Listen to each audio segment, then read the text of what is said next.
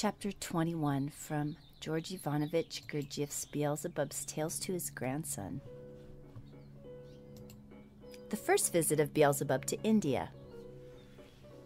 Beelzebub continued as follows. One day, while sitting in a chaikana in the small town of Arguenya, I overheard a conversation among several beings seated not far from me. They were talking about traveling by caravan to Pearl Land and deciding when and how they should go. Overhearing their conversation, I gathered that they intended to go there to exchange their turquoise for what are called pearls. Here, by the way, let me draw your attention to the fact that in former epochs your favorites liked, as they still do today, to wear pearls, turquoise, and many what are called precious trinkets, for the purpose, as they say, of adorning their exteriors. But if you would like my opinion, they do this simply by instinct, in order to offset their inner insignificance. At the period to which my present tale refers, these pearls were very rare among the beings of the second Asiatic group,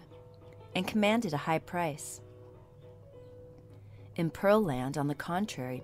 they were plentiful and could be bought quite cheaply, for at that time pearls were obtained only from the water spaces surrounding that country. The conversation of the beings sitting near me in the chaikana in the small town of Arguenya immediately interested me, as I myself had the intention of going to Pearl Land, which was the place of existence of the three-brained beings of the third group on the continent of Ashhark. And the association was at once aroused in my thoughts that it might be better to go directly to Pearl Land with the caravan of these beings than to return to the Sea of Beneficence by the way we had come, and travel from there to Pearl Land in our ship Occasion. Although this journey in those days, almost impossible for the beings of the earth, would take a great deal of time, I reflected that the journey back to the Sea of Beneficence, with its unforeseeable contingencies, would perhaps take not much less time. Moreover, an association arose in my thoughts, because long before this I had heard a great deal about the peculiarities of nature in the regions through which the proposed caravan route lay, and in consequence a certain being love of knowledge that was already crystallized in me, having been shocked into functioning by what I had overheard, at once imposed on my common presence the need to experience all this myself directly with my own organs of perception. That is why, my boy, I purposely went over and sat down with those beings and joined in their discussion. As a result, Ahun and I were included in their caravan, and 2 days later we set off with them. We passed then through some most unusual places, unusual even for the nature of that ill-fated planet, certain parts of which, by the way, had become so strange only because this planet had already undergone two what are called Transopolnian perturbations, almost without precedent in the universe. From the very first day, we had to make our way through gorges overhung with rocky projections of unusual forms, containing conglomerations of all kinds of intraplanetary minerals. It was only after a month's travel, according to their time calculation, that our caravan from Arguenya came to places where nature had not completely lost the possibility of producing surplanetary formations in the soil, and of creating corresponding conditions for the arising and existence of various one-brained and two-brained beings. After all sorts of difficulties, at last, one clear morning, we reached a summit and suddenly saw on the horizon the outline of a large water space, bordering the shores of that part of the continent of Ashhark, then called Pearl Land. 4 days later, we arrived at the chief center of existence of the third Asiatic group, the city then known as Kyaman. Having arranged for a place to stay, Ahun and I spent the first few days simply strolling about the streets of the city, observing the specific manifestations of the beings of that third group in the process of their ordinary existence. It cannot be helped, my dear Hassan. Now that I have told you the history of the arising of the second group of beings on the continent of Ashhark, I shall also have to tell you about the arising of the third group. Tell me, dear beloved grandfather, cried Hassin eagerly. Then with reverence he lifted his arms and said with great sincerity, May my dear and kind grandfather become worthy of perfecting himself to the degree of reason of the sacred Anne Claude. Saying nothing to this, Beelzebub only smiled and continued as follows. The history of this third group begins shortly after that period when the families of the Pirmaral hunters had first come from the continent of Atlantis to the shores of the Sea of Beneficence, and having settled there, had founded the second group of Asiatic beings. In those remote days, infinitely remote for your contemporary favorites, that is, not long before the second Transpolnian perturbation occurred to this ill-fated planet, certain consequences of the properties of the organ Kunda buffer had begun to be crystallized in the presences of the beings of the continent of Atlantis, and this aroused in them the need, among other needs unbecoming to three-brained beings, to adorn themselves with various trinkets and to wear the famous talismans they had invented. And one of these trinkets, much prized then on the continent of Atlantis, as everywhere today on the earth, was this pearl we have mentioned. Pearls are formed in certain one-brained beings breeding in the Salia Coriapi of your planet Earth, that is, in the part called Hentralispana, or as your favorites might express it, the blood of the planet, which is found in the common presence of every planet and serves the actualizing of the process of the most great common cosmic trago-auto-egocrat. And there on your planet, this is called water. The one-brained beings in which pearls are formed used to breed in the Salia Coriapi, or water spaces surrounding the continent of Atlantis, but on account of the great demand, so many of these pearl-bearing beings were destroyed that soon there were none left along the shores of that continent. Thereupon, when those beings who made the aim and sense of their existence the destruction of these one-brained beings, that is to say, who destroyed them only to procure that part of their common presence called pearl, for the gratification of their absurd egoism, found no more in the water spaces near the continent of Atlantis. These professionals began to look for them in other water spaces and gradually moved farther and farther away from their own continent. Once during this search, their rafts were unexpectedly driven by prolonged Salia Coriopnian displacements, or as they say, storms, to a region abounding in these pearl-bearing beings, where conditions were extremely favorable for their destruction. The waters that these destroyers happened to reach, and where these pearl-bearing beings bred in large numbers, were precisely those surrounding the country then called Pearland and now called Hindustan or India. For the first few days, these terrestrial professionals gave free rein to the inclination already inherent in their presences, wantonly to destroy these one-brained beings of their planet. But later, after they found out, also by chance, that almost everything required for ordinary existence grew in abundance on the neighboring landmass, they decided not to return to Atlantis but to settle permanently in Pearland. Thereupon, a few of these destroyers of pearl-bearing beings sailed back to the continent of Atlantis, and after bartering their pearls for articles still lacking in the new place, they returned to Pearland, bringing with them their families and those of their comrades who had stayed behind. Later on, others among those first settlers in this country, still new for the beings of that period,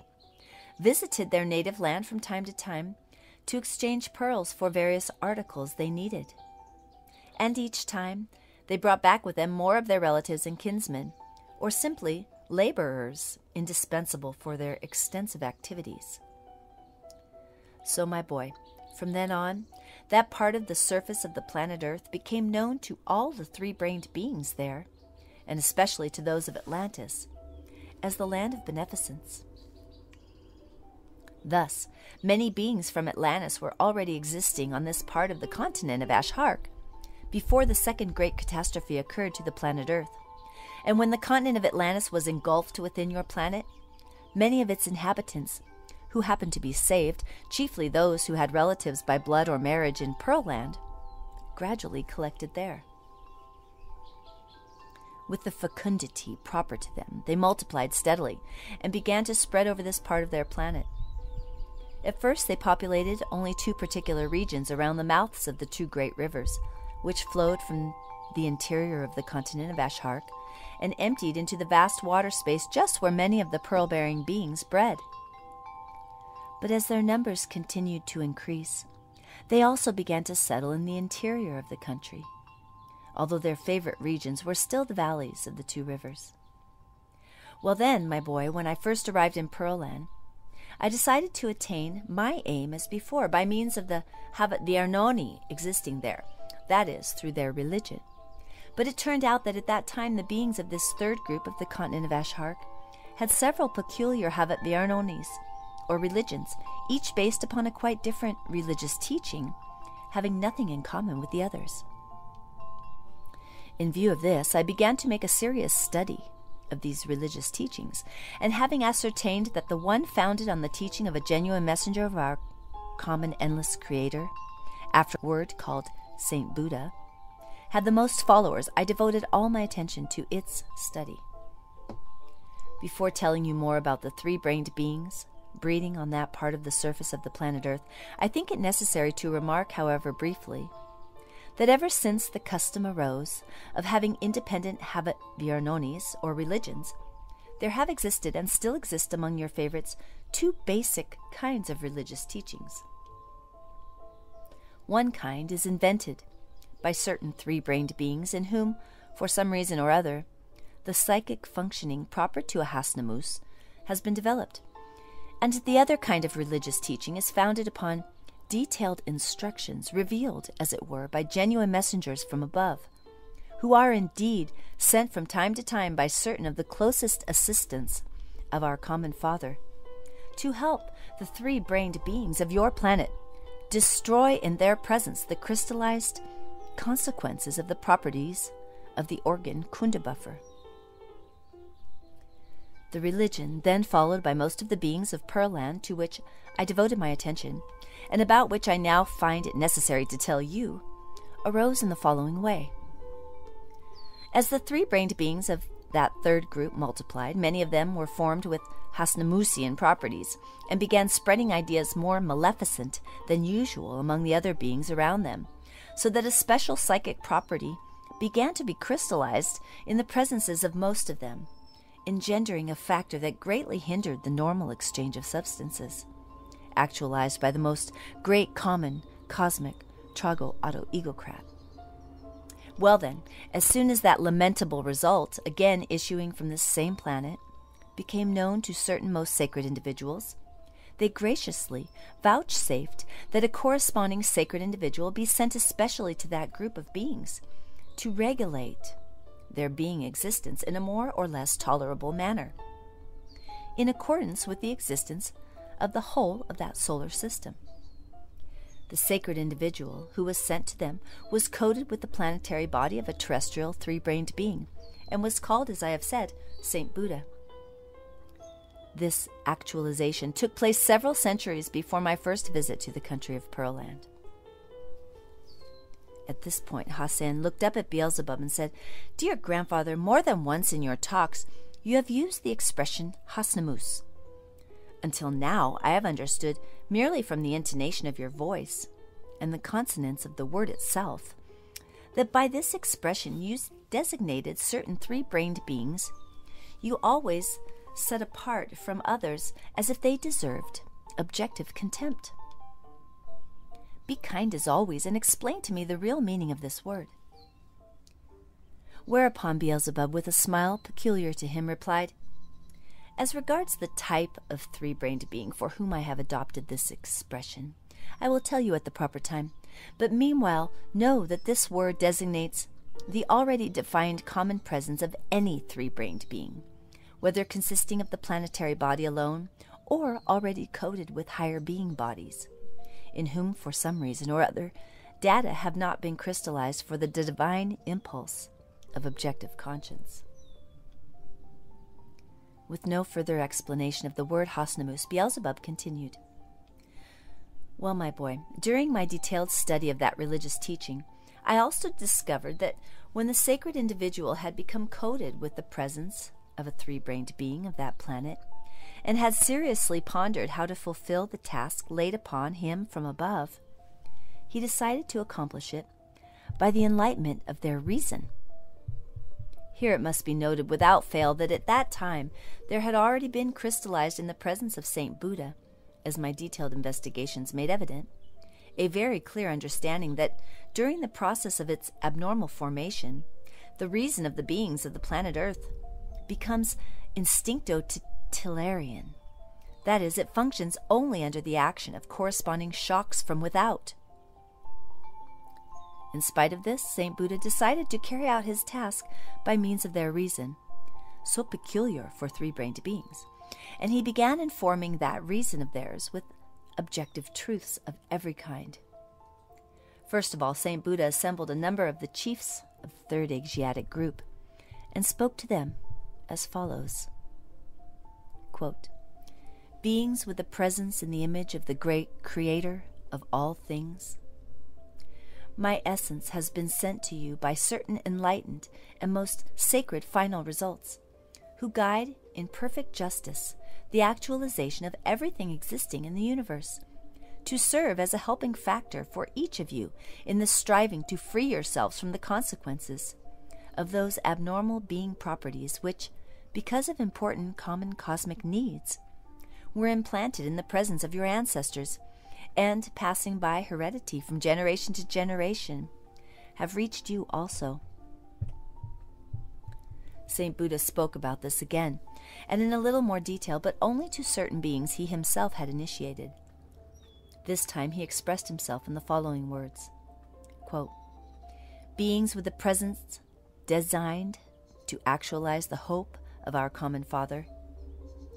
soon after the arising of your species, there occurred in the process of the normal existence of the whole solar system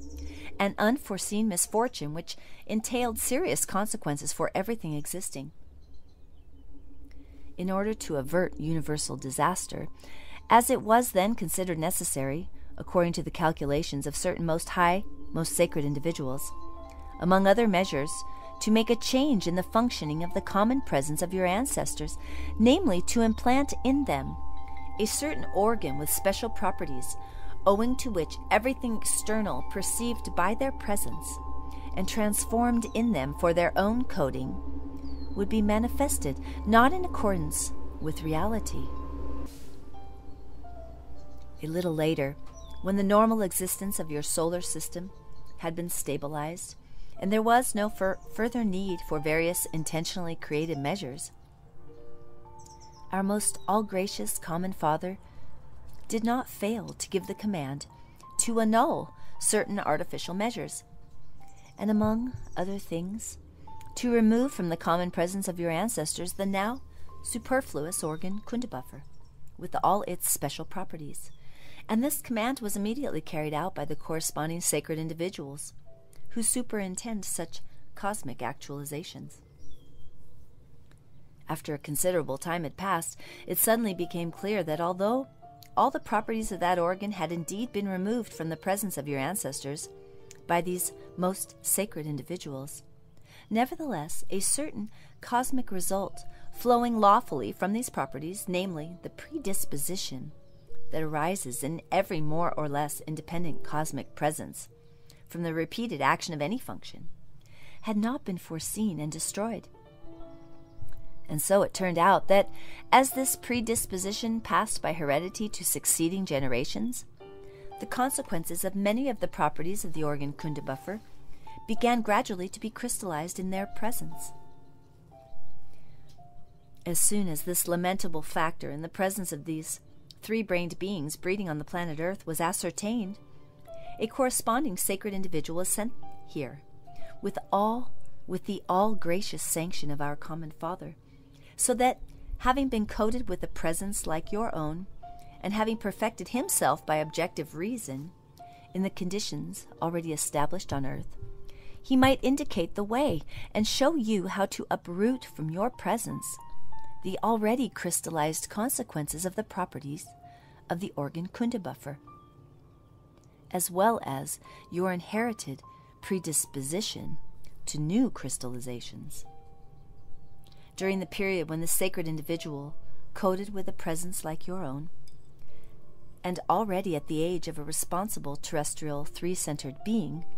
was personally guiding the ordinary process of being existence of your ancestors, many of them did indeed free themselves completely from the consequences of the properties of the organ Kunda buffer, and thereby acquired being for themselves personally, or became normal sources for the arising of a normal presence in future beings like themselves. But even before this sacred individual's appearance here, owing to the many abnormal conditions of ordinary existence created by you, the duration of your existence had become unnaturally short, and consequently the process of the sacred rasguarno had to occur very early to this sacred individual also. That is to say, he too, like yourselves, had to die prematurely, without having time to accomplish the task assigned to him. After his death, everything gradually became as it had been before, partly due to the same abnormal conditions of ordinary being existence, and partly to that maleficent property in your psyche called Wiseacring. Thanks to this property in your psyche, the beings here, even of the second generation after the contemporaries of the sacred individuals sent from above, gradually began to change everything he had explained and indicated, until ultimately the whole of his teaching was completely destroyed. Again and again, the same action was taken by the Most High common cosmic final results, and each time with the same fruitless outcome. And now, in this present period of the flow of time when the abnormal existence of the three-brained beings on the earth, particularly of those on that part of its surface called Pearl Land, is becoming a serious hindrance to the normal harmonious existence of the whole of this solar system, my essence is manifested among you from above, in order that here on the spot, together with your own essences and in the already established conditions, it may look for some way to uproot from your common presences those consequences still existing in you, owing to the lack of foresight on the part of certain most saintly cosmic final results. End quote. After this, by means of various talks with them, Saint Buddha first clarified for himself, and then explained to the others how the process of their existence should be conducted, and in what order their positive part should consciously guide the manifestations of their unconscious parts, so that the crystallized consequences of the properties of the organ Kunda buffer, and also the inherited predisposition to them, might gradually disappear from their common presence. And indeed, as my detailed research made clear to me, during the period when the inner psyche of the beings on that part of the surface of the earth was guided by this genuine messenger from above, Saint Buddha, those consequences so maleficent for them once more began to disappear from the presences of many of them. But to the sorrow of every individual with pure reason of any gradation whatever, and to the misfortune of the three-brained beings of all succeeding generations who arise on that planet, the first descendants of the contemporaries of this genuine messenger from above, Saint Buddha, fell victim to that evil property of their psyche, namely wiseacring, still one of the chief results of the abnormally established conditions of ordinary being existence there, and began to wiseacre about all his indications and counsels, and this time to super wiseacre so thoroughly that all that reached the beings of the third and fourth generations who arise on that planet was what our Honorable Mullah Nasser ad-Din defines by the words, only information about its specific smell. Little by little, they so completely changed these indications and counsels of his that should their saintly author reappear there and for some reason or other wish to learn about them, he would never even suspect that he himself had given these indications and counsels. Here I cannot refrain from expressing my essence grief at that strange practice of your favorites, which in the course of many of their centuries has gradually become, as it were, lawful in the process of their ordinary existence. This peculiar practice, already firmly established there, served to distort all the true indications and exact counsels of Saint Buddha, and thus created yet another factor for the dilution of their psyche. The chief characteristic of this long-standing habit is that a small, sometimes quite trifling cause is enough to change for the worse, or even completely destroy any good, outer or inner tempo of ordinary existence. Good, that is, in the objective sense of the word. Certain details of the arising of the trivial cause that led to the distortion of the true explanations and indications of this genuine messenger from above, Saint Buddha, may provide you with excellent material for a better sensing and understanding of the strangeness of the psyche of those three-brained beings who have taken your fancy. And so I shall speak of this at length and explain the exact sequence in which this peculiar practice arose and was manifested there, bringing about a certain sad misunderstanding, particularly in evidence today. I must tell you that I cleared up this misunderstanding long after the period to which my present tale refers, namely during my 6th descent there, when it became necessary in connection with the question concerning the saintly Ashyata Shiyamash, about whom I shall soon tell you, to investigate a certain fact about the activities of that genuine messenger from above, Saint Buddha. As it turned out, the source of the lamentable misunderstanding was unfortunately certain authentic words spoken by Saint Buddha himself. One day, while instructing some of his closest initiates, Saint Buddha spoke in very precise terms about a means for the possible destruction in their nature of the consequences of the properties of the organ Kunda buffer, transmitted to them by heredity. Among the things he said to them was this, quote, "One of the best means of rendering ineffective the predisposition in your nature to crystallize the consequences of the properties of the organ Kunda buffer is intentional suffering, and the greatest intentional suffering can be obtained in our presences by compelling ourselves to endure the displeasing manifestations of others toward ourselves." End quote.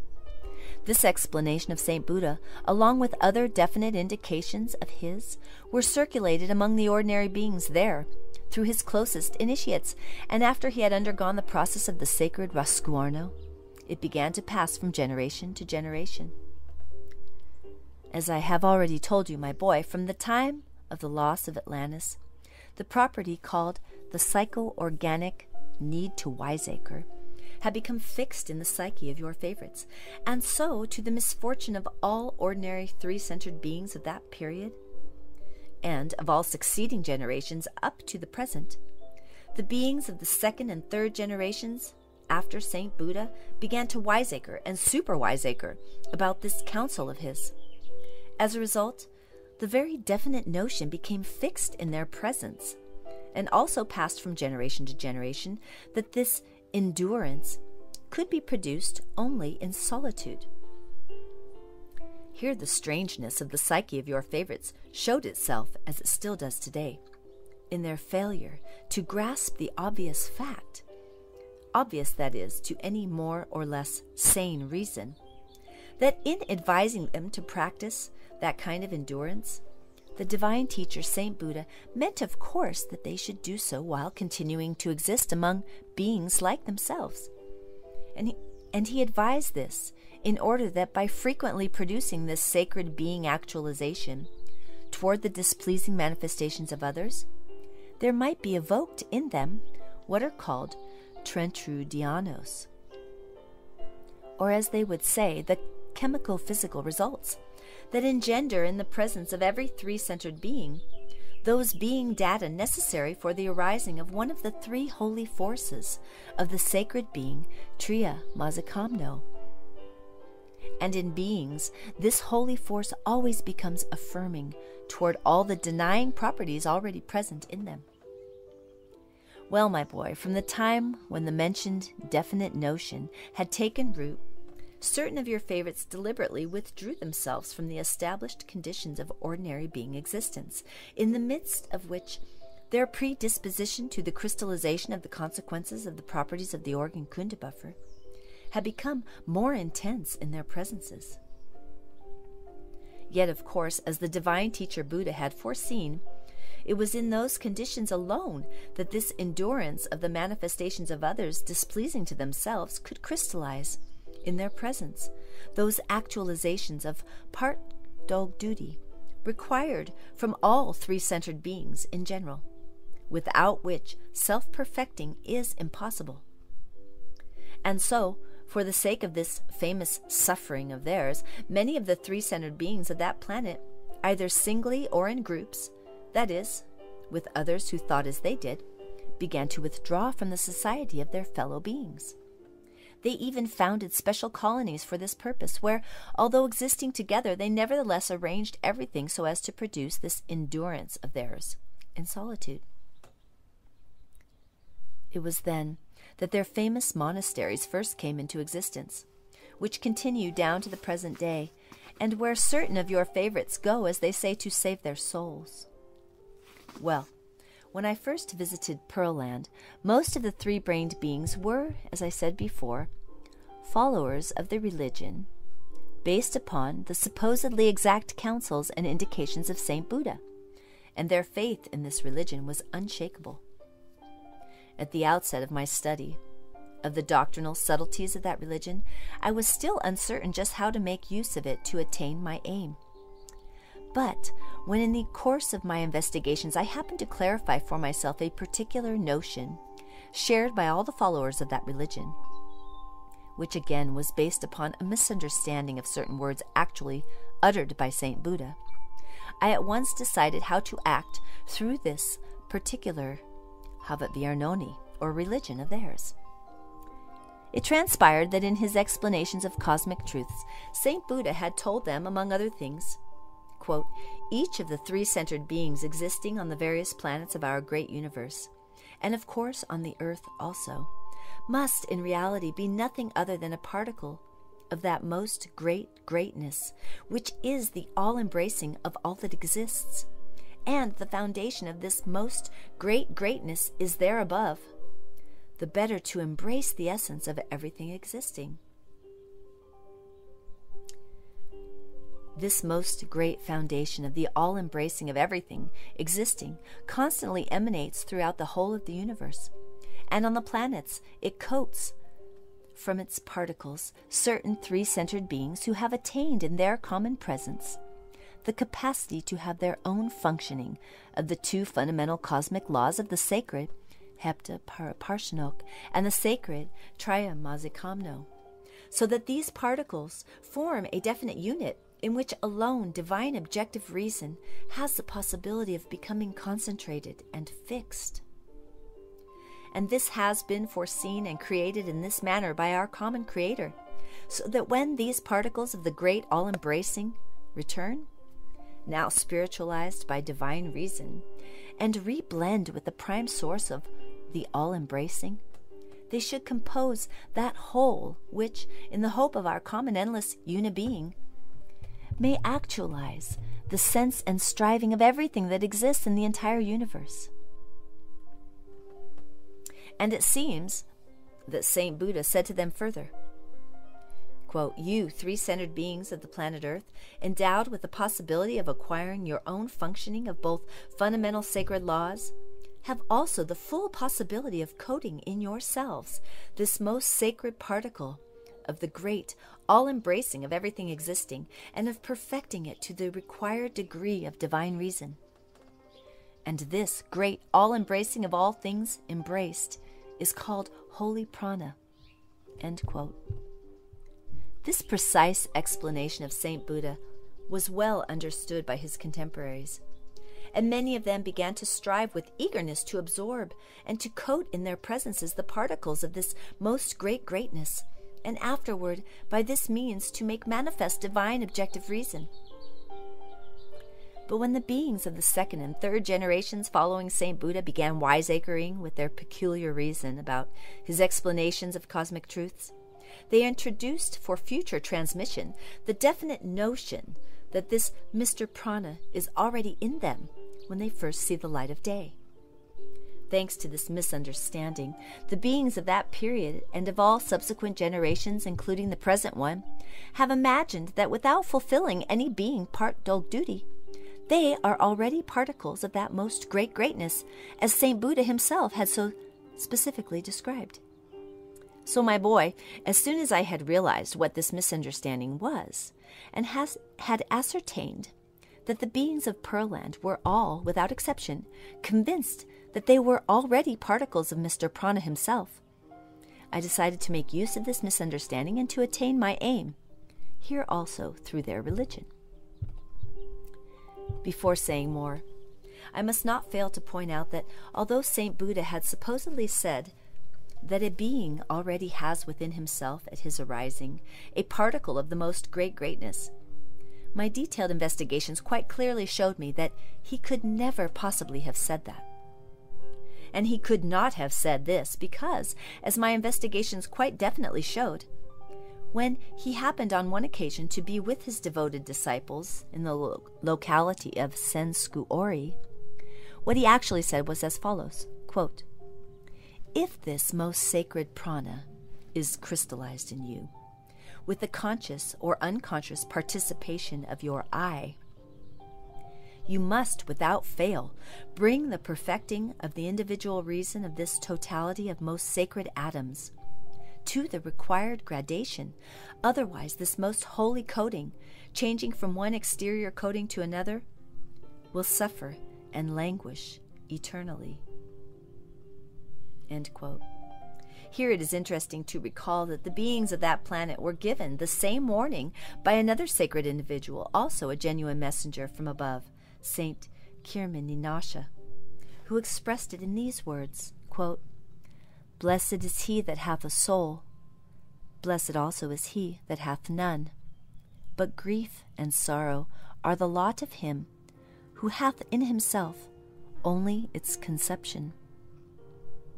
End quote. So, my boy, when I had made all this clear to myself, I at once decided to make use of this error of theirs for the accomplishment of my aim. Here in Pearland, just as in the city of Gobe, I first invented an addition to their religious teaching, and then began to spread this invention of mine by every possible means. I spread the idea that the most sacred prana of which our divine teacher, Saint Buddha, had spoken, is already present not only in us men, but in all beings that arise and exist on our planet Earth. I said that a particle of that most great all-embracing, the most sacred prana, settles from the moment of its arising in every form of being on every scale, whether breathing on the surface of the planet, in its waters, or in the atmosphere. I regret to have to say here, my boy, that more than once I was constrained to emphasize that these words came from the lips of Saint Buddha himself. Several beings of that country with whom I had established friendly relations, and who were the first I persuaded to accept my invention, believed in it immediately without question, and from then on very effectively helped me, unconsciously of course, to spread this invention of mine. Here, too, my friends went about, zealously and passionately proving to their fellows that this was just so and could not possibly be otherwise. In short, my second invention brought about the desired results in Pearland more rapidly than I could have expected. Owing simply to my invention, your favorites so changed their essence relations with beings of other forms that they not only ceased to destroy their existence for their famous sacrificial offerings, but even began very sincerely, with the whole of their being, to regard them as beings like themselves. If only they had stopped at this point, all would have been well, but here, just as in the country of Maroplasi, they soon fell into their habit of wiseacring and began to manifest many comical aspects of their habit viernoni. For instance, within a few of their months after I began spreading my invention, at almost every step you could see, when strolling down the streets in the city of Kaiman, beings walking on what are called stilts. And they walked on stilts so as not to risk crushing some insect or other, a little being just like themselves, as they now believed. Many were afraid to drink water that had not been freshly drawn from a spring or stream, fearing that tiny beings might have fallen into it, and that without seeing them, they would unwittingly swallow these poor little creatures like themselves. Many took the precaution of wearing what are called veils, lest the poor little beings existing in the air should accidentally enter their mouths or noses, and so on and so forth. From that time on, in the city of Caimon and its outskirts, and throughout Pearland, societies began to spring up whose aim was to protect defenseless beings of various forms,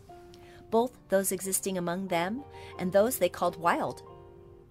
In all these societies, there were rules prohibiting not only the destruction of these beings for sacrificial offerings, but also the use of their planetary bodies for first being food. My boy, owning to the strangeness of their psyche, the intentional suffering and conscious labor specially actualized for them by that sacred individual Saint Buddha, who had been coated with a planetary presence like their own, have ever since hovered in vain over this planet without producing any of the real results that could have been lawfully expected. But they have engendered only all kinds of pseudo teachings, like those existing here today, bearing the names of occultism, theosophy, spiritualism, psychoanalysis, and so on, which now, as before, are simply means for obscuring their psyche, already obscured enough without this. Needless to say, of the truths indicated by Saint Buddha himself, absolutely nothing has survived and reached the beings of the present time. Half of one of the words he used did, however, manage to reach the contemporary beings of that unparalleled planet. And this half word reached them in the following way. Among other things, Saint Buddha explained to the beings of Pearland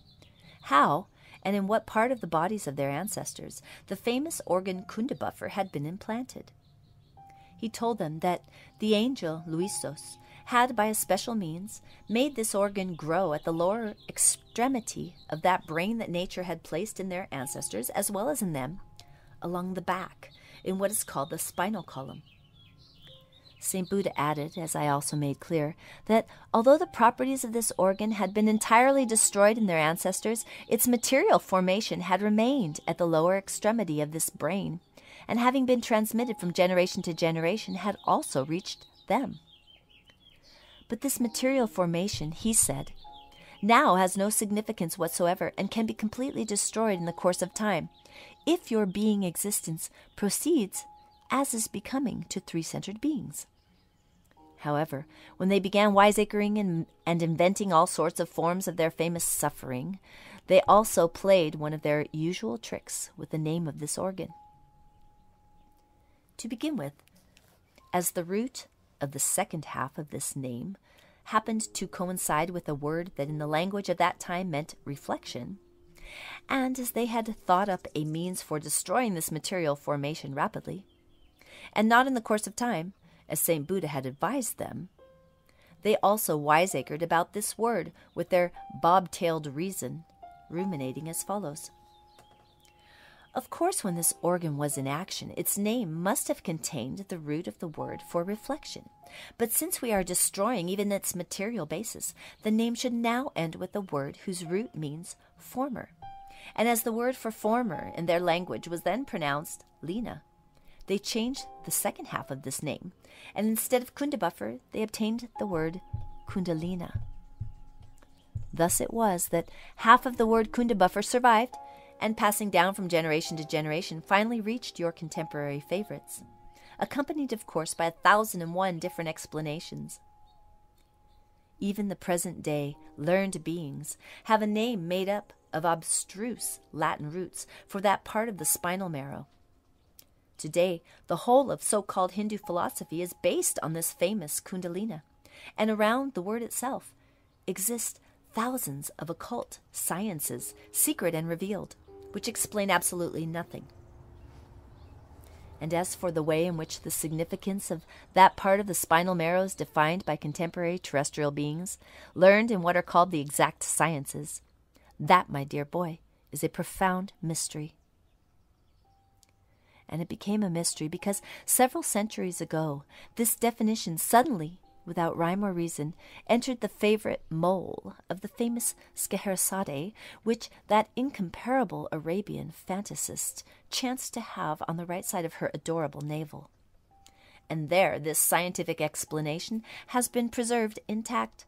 down to the present day. When I was quite convinced that I had succeeded so easily in destroying, perhaps for a long time, that terrible practice of sacrificial offerings among the beings of this group, I decided to stay in Pearl Land no longer, but to return to the Sea of Beneficence and rejoin our ship Occasion. We were just ready to leave when the idea suddenly occurred to me not to return to the Sea of Beneficence by the way we had come, but by another route quite unusual for those days. That is to say, I decided to return through the region later called Tibet.